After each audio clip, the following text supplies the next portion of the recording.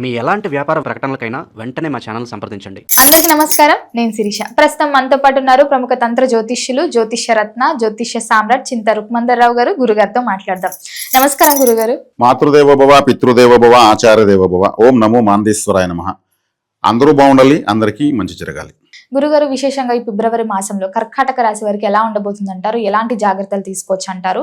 ఈ ఫిబ్రవరి మాసంలో పంచగ్రహ కూటమి ఏర్పడుతుందంట. దీని ప్రభావం ఈ కర్కాటక రాశి వారికి ఎలా ఉండబోతుందంటారు? విశేషంగా ఈ మాసంలో శివరాత్రి కూడా ఒక పర్వదినం వస్తుంది. ఓవరాల్ గా చూసుకుంటే ఈ మాసం అంతా వీళ్ళకి ఎలా ఉంటుందంటారు? ఎలాంటి జాగ్రత్తలు తీసుకుంటే ఈ మాసం అంతా అనుకూలంగా ఉంటుందంటారు? కర్కాటక రాశి వాళ్లకు ఫిబ్రవరి నెల ఎలా ఉందంటే, రాశికి వెనుకాల గురువు, రాశికి తర్వాత కేతువు. అంటే కర్కాటక రాశికి తర్వాత రాశిలో కేతువు, వెనుక రాశిలో గురువు. గురువు అంటే జ్ఞానకారకుడు, కేతు అంటే మోక్షకారకుడు. అంటే ఒక దైవికమైన శక్తి మధ్యలో ఇప్పుడు ఈ రాశి ఉంది. వెనుకాల జ్ఞానకారకుడు, తర్వాత మోక్షకారకుడు. అష్టమంలో రాహు మంచివాడు కాదు, 9వ ఇంట్లో శని అంత మంచిది కాదు. అష్టమాధిపతి భాగ్యం ఉండడము. సప్తమ స్థానంలో కుజుడు, రవి, బుధుడు, శుక్రుడు. జన్మంలో రవి, చంద్రుడు ఒక 2 రోజుల పాటు పంచగ్రహ కూటమి ఏర్పడుతుంది. ఈ పంచగ్రహ కూటమి జనరల్గానే వీళ్ళకి కన్ఫ్యూజన్స్ ఎక్కువ, వీళ్ళకు డౌట్లు ఎక్కువ. డౌట్స్ క్లారిఫై కాంది వీళ్ళు ఏ పని చేయరు. అదేవిధంగా వీళ్ళు కంటితో చూస్తే ఏది నమ్మరు. కాబట్టి సున్నితత్వం ఎక్కువ. సంతోషం వచ్చినా ఎక్కువ వచ్చేస్తుంది, బాధ వచ్చినా ఎక్కువ వచ్చేస్తుంది, ఏది లిమిటేషన్గా రాదు. కాబట్టి ఇటువంటి ఈ సున్నితమైన రాశికి పంచగ్రహ కూటమిలో కొంచెం మానసిక గందరగోళానికి గురవుతారు. కుజుడు లగ్నాన్ని చూస్తాడు కాబట్టి కుజుడు టెన్షన్ కారకుడు. కుజుడు యుద్ధగ్రహం. యుద్ధగ్రహం అంటే ఎవరిని గొడవ పిలిచేవాడు అనమాట.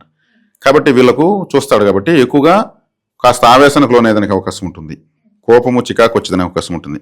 రవి లగ్నాన్ని చూడడం, రాశిని చూడడం చాలా మంచిదే. రవి కుజుడు చూడడం మంచిదే. కాస్త ఉద్విగ్నత, కాస్త కోపము, కాస్త భావోద్వేగాలు ఇవన్నీ కూడా ఎక్కువగా ఫీలింగ్స్ వస్తాయి. ఫీలింగ్స్ ఎక్కువ ఉన్న రాశుల్లో కర్కాటక రాశి. మానసికం, చంద్రుడు ఫీలింగ్, మనసు. కాబట్టి అది ఎక్కువగా మానసిక సైకలాజికల్గా కొంచెం అప్ అండ్ డౌన్స్ ఉంటాయి. ఉన్నా కానీ ఈ 2 గ్రహాలు శుభగ్రహాలే కాబట్టి 2 దైవికమైన గ్రహాలు, దైవబలం గల 2 గ్రహాల మధ్యలో రాస్తుంది. ఇప్పుడు వెనకాల గురువు ఉన్నాడు మోక్ష స్థానంలో, తర్వాత కుటుంబ స్థానంలో కేతు ఉన్నాడు. కేతు కుటుంబ స్థానంలో కొంచెం ఈ లోకులకులు అనేటువంటి ఉంటాయి. ఫైనాన్షియల్గా డబ్బు రాకపోవడము, డబ్బు రావాల్సిన గ్రహం వేయడం అవ్వడము. కానీ వాళ్ళు దైవ ఆరాధన చేసే మాత్రం మంచి స్టాండర్డ్స్ ఇస్తారు. అంటే ఒక రాశికి అటు ఇటు శుభగ్రహాలు ఉంటాయి, శుభార్గలము, అటు ఇటు పాపగ్రహం అంటే పాపార్గలము. మరి ఇప్పుడు శుభగ్రహాలు ఉన్నాయంటే శుభగ్రహాలు ఉన్నాయి. వెనకాల గురువు, ఈ పక్క కేతు. కేతు మోక్షకారకుడు, అంటే దైవార్గలంలో ఉంది. 2 పక్కల దైవబలంతో ఉంది. సప్తమ స్థానంలో 4 గ్రహాలు కలవడం.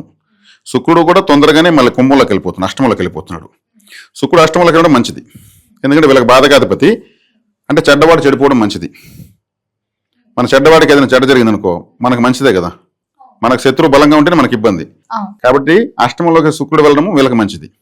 కాబట్టి రవి కుజులు ఉండడం ధైర్యము, స్థైర్యం అంతా వస్తాయి.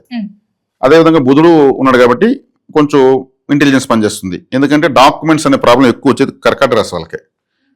స్పెల్లింగ్ మిస్టేక్స్, నేమ్ కరెక్షను, అది మారిపోయింది, ఇది పైన ఉంది కింద ఉంది, డాక్యుమెంట్స్ కరెక్షన్ మొత్తం బుధుడే.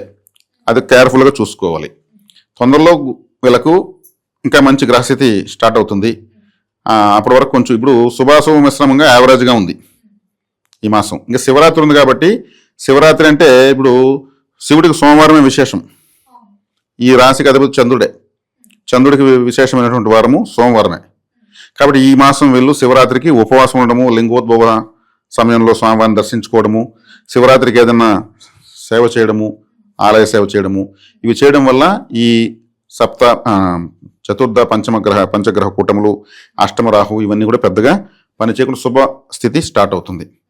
కాబట్టి ఇక్కడ వీళ్లకు రాహు అష్టమంలో ఉన్నాడు కాబట్టి ఎవరితోనో మోసపోయేదానికి అవకాశం ఉంటుంది. రాహు ఆకస్మిక మోసం చేస్తాడు, అది అష్టమంలో ఉంది కాబట్టి కేర్ఫుల్గా ఉండాలి. ఎవరిని ఏది చెప్పినా వెంటనే నమ్మకూడదు. డౌట్లు ఎక్కువ అని చెప్పాను కదా, ఆ డౌట్లు కొంచెం వీళ్ళు ఉండడం ఈ టైంలో మంచిదే.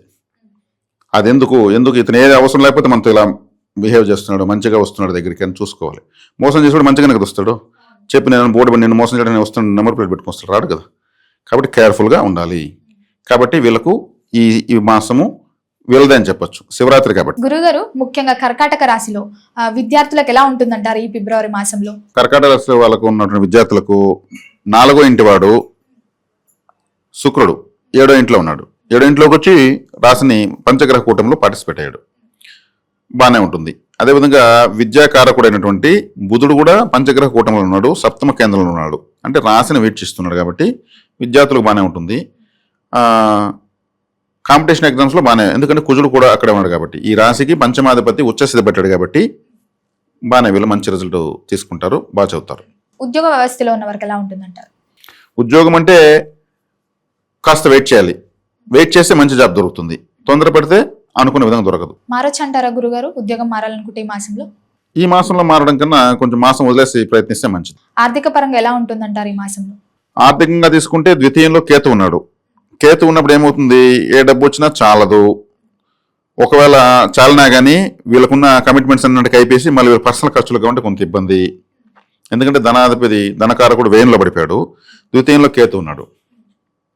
కేతు అంటే కుటుంబ స్థానం, ధనస్థానము. అంటే ద్వితీయ స్థానం బ్యాంక్ పాస్బుక్ కూడా అర్థం అనమాట. కాబట్టి వెళ్ళి డబ్బులు నిలవడం కొంచెం కష్టం, కొద్ది రోజుల పాటు ఉంటుంది. అదే విధంగా దూర ప్రయాణాలు చేయొచ్చు అంటారా ఈ మాసంలో వీరు? దూర ప్రయాణాలు అంటే 12వ స్థానాధిపతి 7వ ఇంట్లో ఉన్నాడు, చేయొచ్చు. ఆరోగ్యపరంగా ఆర్థిక పరంగా ఎలా ఉంటుందంటారు?